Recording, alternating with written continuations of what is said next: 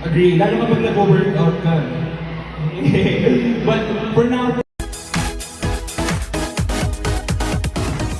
Sa naganap nga na Filipino Music Awards, ay kapansin-pansin nga ang napaka-blooming at napakagandang aura ng kapamilya star na si Kira Bollinger.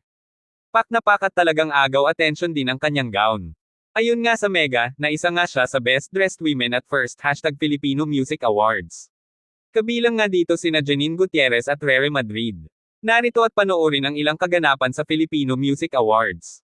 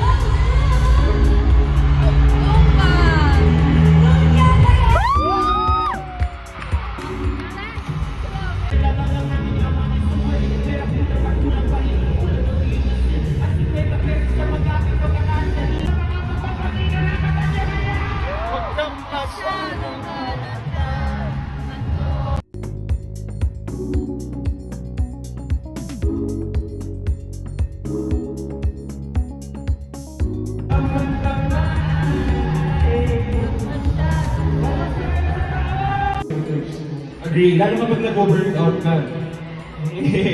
But for now, for the next award, I'll turn it over to Michael. Michael!